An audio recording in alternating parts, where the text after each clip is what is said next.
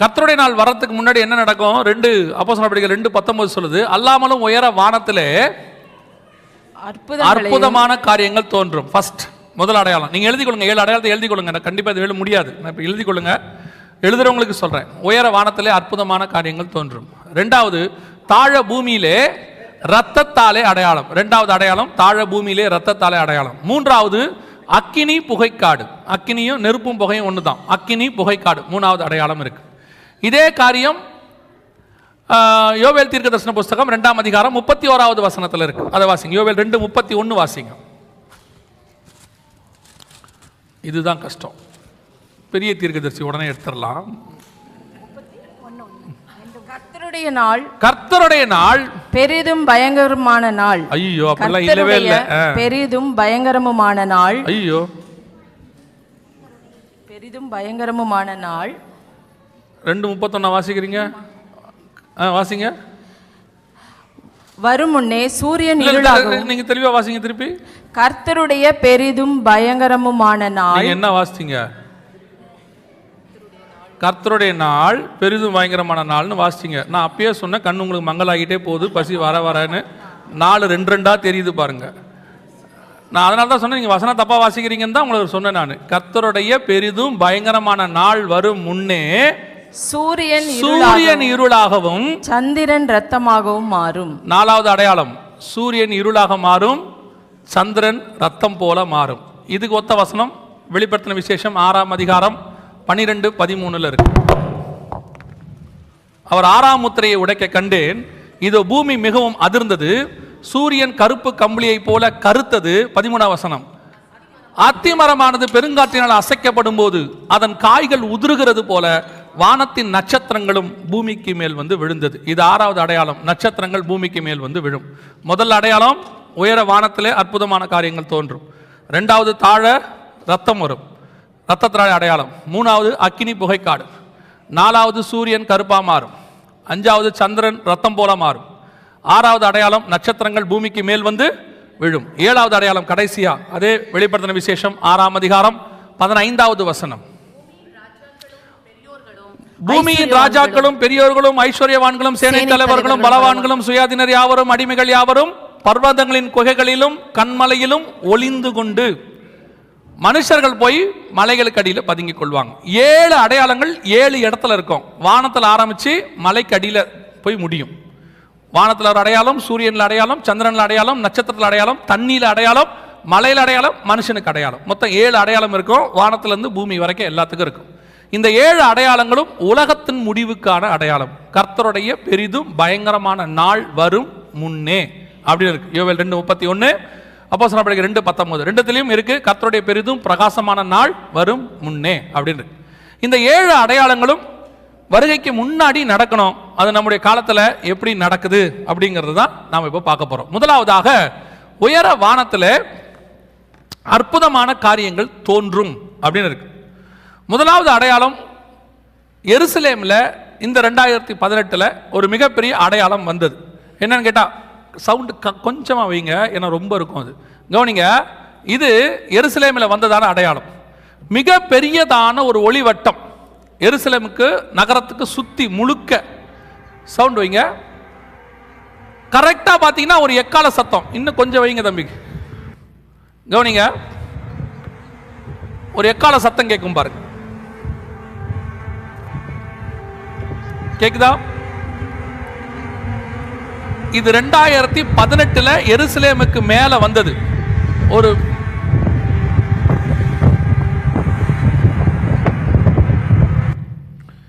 ஒரு மிகப்பெரியதான ஒளிவட்டம் எருசலேம் நகரம் முழுவதும் வந்தது மாத்திரமல்ல, ஒரு எக்கால சத்தம் ஒன்று எருசலேம் நகரத்தின் மேல கேட்டுச்சு. நமக்கு தெரிந்திருக்கிறபடி இந்த எக்காலத்தை 4ஆக பிரிப்பாங்க. யூதர் அபிமார்கள் 4ஆக சொல்லுவாங்க. எக்கால சத்தம் 4ஆக இருக்கு சொல்லுவாங்க. ஒன்று எக்கால பண்டிகையின் போது ஊதப்படுகிறது. இன்னொன்று கூடாரத்தில், ஆசாரிப்பு கூடாரத்தில், தேவாலயத்தில் ஊதப்படுகிறது. 3வது யுத்தத்துக்கு போகும்போது ஊதப்படுகிறது. நம்ம எல்லாருக்கும் தெரியும், யோசுவா பாளையத்துக்கு புறப்படும் போது யோசுவாவின் புஸ்தகம் 6ஆம் அதிகாரத்தில் எக்காலம் ஊதி எரிகோ பட்டணத்தை கீழே வீழ்த்தினார். அது யுத்தத்துக்கு போகும்போது ஊதுவாங்க. நாலாவது நாம் தெரிந்திருக்கிறபடி வருகையின் போது ஊதப்படுகிறது. 1 தெசலோனிக்கேயர் 4:16, 17, 1 கொரிந்தியர் 15:51 கடைசி எக்காலம் தொனிக்கும் பொழுது அப்படின்னு இருக்குது. அங்க என்ன இருக்குது? கர்த்தர் தாமே ஆரவார சத்தத்தோடும் பிரதான தூதருடைய சத்தத்தோடும் தேவ எக்காலத்தோடும் இறங்கி வரும்போது. அப்ப அந்த எக்கால சத்தம் 4 வகை. அதுல இது எந்த வகை அப்படின்னு கேட்டீங்கன்னு சொன்னா யூத ரபிமார்கள் என்ன சொல்றாங்கன்னா யுத்தத்துக்கான எக்கால சத்தம். ஏன்னா வருகைக்கான எக்கால சத்தமே 45 செகண்ட்ஸ் டு 1 மினிட்டுக்குள்ள ஊதி முடிப்பாங்க. அது ஒரு தெக்கிலோ கெத்லாக்குன்னு ஒரு பேர் ஒன்று சொல்லுவாங்க. அது மொத்தம் அந்த எக்கால சத்தமே 45 செகண்ட்ஸ்லேருந்து 1 மினிட்டுக்குள்ள ஒரே ஸ்ட்ரெச்சில் ஊதுவாங்க, ஒரே மூச்சில் ஊதுவாங்க. அதான் நம்ம வருகையின் போது ஊதப்படும். அதைத்தான் பவுல் சொல்றாரு, ஒரு இமை பொழுதுல ஒரு நிமிஷத்துல நாம் மர்வமாவோம். அது ஊதி முடிக்கிறதுக்கும் வருகை முடியறதுக்கும் கரெக்டா இருக்கும். அவன் ஊத ஆரம்பிக்கும் போது வருகை ஆரம்பிக்கும், முடிக்கும் போது வருகை முடிஞ்சிடும். அதனாலதான் ஒரு நிமிஷம் ஒரு இமை பொழுது நமக்கு சொல்றாங்க. ஆனா இது யுத்தத்தின் போது எப்படி ஊதுவாங்களோ அந்த மாதிரி ஊதப்பட்டிருக்கிறது அப்படின்னு சொல்லிட்டு இந்த யூதர்கள் அந்த ரபிமார்கள் இதோடைய ஆராய்ச்சியாக என்ன சொல்றாங்கன்னா சீக்கிரத்துல ஒரு மிகப்பெரிய யுத்தம் ஒன்று என்ன செய்ய போகுது, பூமிக்கு வரப்போகுது. அந்த மகா பெரிய யுத்தத்துல இஸ்ரவேல் வல்லரசாக மாறி உலகம் முழுவதும் ஆளுகை செய்யும். எங்க மேசியா ராஜாவாக என்ன செய்வார், ஆளுகை செய்வார் அப்படின்னு அவங்க எதிர்பார்க்கிறாங்க. அதுல பாதி சரி பாதி தப்பு.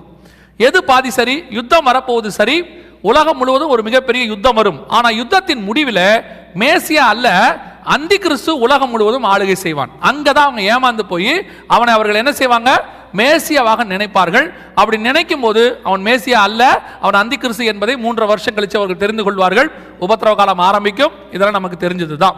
இப்போ அதற்கான ஒரு அடையாளம் எருசலேம் நகரத்தின் மேலே வந்திருக்கிறது. 2018 மிகப்பெரிய அளவில் இது பரபரப்பாக எல்லா இடத்திலும் பேசப்பட்டது. இப்போ அவங்க இதற்காக காத்திருக்கிறாங்க. இது எருசலேம்ல மட்டும் கேட்கல, இந்த எக்கால சத்தம் எருசலேம்ல மட்டும் கேட்கல, புறஜாதியா தேசத்திலும் 16 நாடுகள்ல கேட்டுச்சு. இங்க பாருங்க, இந்த எக்கால சவுண்ட்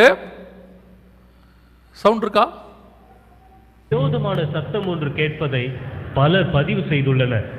எக்காலம் போன்ற இந்த சத்தம் மனிதர்களின் இருதயத்தை திகிலுக்குள்ளாக்கி. இது ஆஸ்திரேலியால.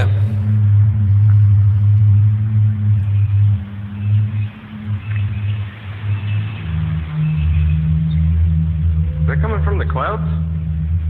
I know it's somewhere up there.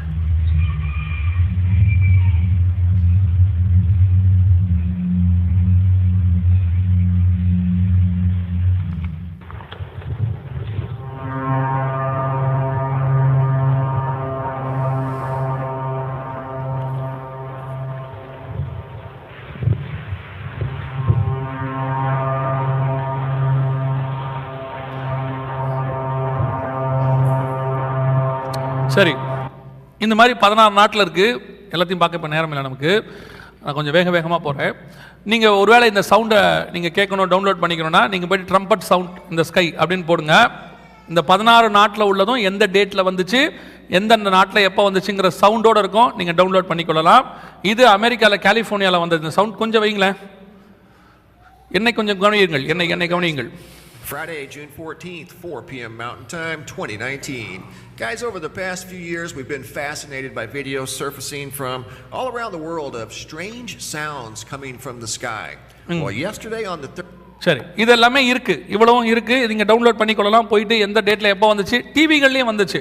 இப்போ மலேசியா டிவியில் காட்டினாங்க, ஸ்ரீலங்கன் டிவியில் வந்துச்சு, எந்த டேட்ல இப்படிலாம் காட்டினாங்கன்னு சொல்லி. உங்க எல்லாருக்கும் தெரியும், எக்கால சத்தம் என்பது பிரத்யேகமான இஸ்ரவேலுடைய இன்ஸ்ட்ருமெண்ட். ஒவ்வொரு நாட்டுக்கும் ஒரு பர்டிகுலர் இன்ஸ்ட்ருமெண்ட் இருக்குது. அதில் எக்காலம் என்பது இஸ்ரவேலோட இன்ஸ்ட்ருமெண்ட். நம்மை பொறுத்த வரைக்கும் எக்காலம் என்பது கடைசி காலத்தில் ஊதப்பட வேண்டிய இன்ஸ்ட்ருமெண்ட் நமக்கு பைபிள் படி. இப்போ அந்த சவுண்டு வானத்தில் 16 நாடுகளில் கேட்டிருக்குது. மற்ற நாடுகள்லையும் அதை ரெக்கார்ட் பண்ணியிருக்கிறாங்க. அதை யூத ரபிமார்களும் ஒத்துக்கொண்டிருக்கிறாங்க. வானத்தில் அற்புதமான காரியங்கள் தோன்றும் என்று சொல்லப்பட்டபடி இப்போ தோன்ற ஆரம்பிச்சிருக்கிறது. இப்போ இது மாதிரி நிறைய அடையாளங்கள் வானத்தில் வருது. இந்த மாதிரி நிறைய அடையாளங்கள் வருது. இதெல்லாம் எடுத்திருக்கிறாங்க. இது இப்போ துபாயில் மிடில் ஈஸ்ட்ல இந்த மாதிரி காரியங்கள்லாம் நடக்க ஆரம்பிச்சது. இதெல்லாம் நடந்திருக்கு. வானத்தில் ஒரு மிகப்பெரியதான ஓட்டை ஒன்று வந்துச்சு. ஆனால் விஞ்ஞானிகள் என்ன சொல்றாங்கன்னா, இதுக்கு ஒரு சவுண்ட் வைங்களேன் கொஞ்சம். ஐக்கிய அரபு அமீரகத்தில் வானில் ஏற்பட்ட பிரம்மாண்ட துளை பொதுமக்களை ஆச்சரியத்தில் ஆழ்த்தியது. அல் ஐன் நகரில் வானத்தில் திடீரென உருவான துளையால் பொதுமக்கள் குழப்பத்தில் ஆழ்ந்தனர். மற்றொரு உலகுக்கான வாயில் என பலரும் இதை வருணிக்க தொடங்கிவிட்டனர். ஆனால் இதற்கு விளக்கமளித்துள்ள வானிலை ஆய்வாளர்கள், மேகங்களில் உள்ள நீர்மம் உறைநிலைக்கும் கீழ் சென்று விட்டால் இது போன்று நிகழும் என கூறியுள்ளனர்.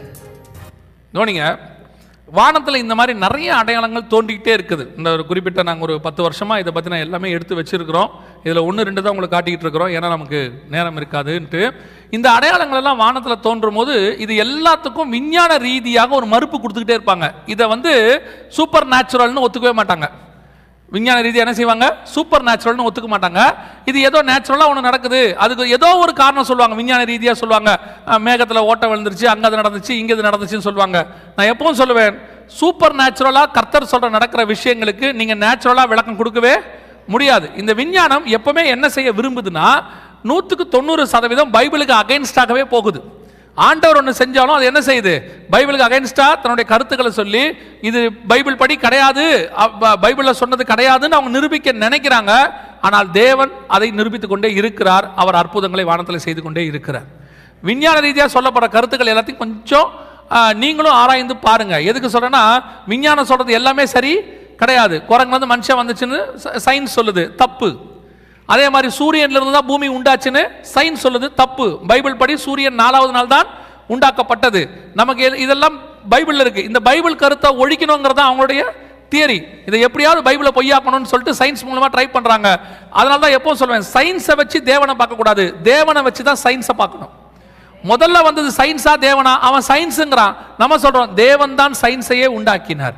அவர் உண்டாக்கின சயின்ஸை வச்சு தேவனை நீங்க அளவுகோலா வச்சுக்க கூடாது. தேவனை வச்சு தான் எதை பார்க்கணும்? சயின்ஸை பார்க்கணும். ஏன்னா நிறைய அறிவியல் பூர்வமான கருத்துக்கள் இவங்க என்ன செய்யறாங்கன்னா, பைபிளுக்கு விரோதமாக உருவாக்கி அதை எப்படியாவது ப்ரூஃப் பண்ண நினைக்கிறாங்க. ஆனால் எனக்கு தெரிஞ்சு நான் இந்த 27 வருஷத்தில் நான் பார்த்த வரைக்கும் பைபிள் கருத்தை தப்புன்னு சொல்லக்கூடியதான ஒரு அறிவியல் கண்டுபிடிப்பும் இது வரைக்கும் இல்லவே இல்லை. அவங்க ஏதாவது ஒன்று கொண்டு வருவாங்க, திருப்பி ஆண்டவர் அதை மறுத்து ஏதோ ஒன்று பண்ணிடுவார். அவங்களால அதை ப்ரூஃப் பண்ணவே முடியாது. இன்னை வரைக்கும் குரங்குல மனுஷன் வந்தாங்கிறத என்ன செய்யல? ப்ரூஃப் பண்ணவே இல்லை. ஸோ வானத்தில் அற்புதமான காரியங்கள் தோன்றும்.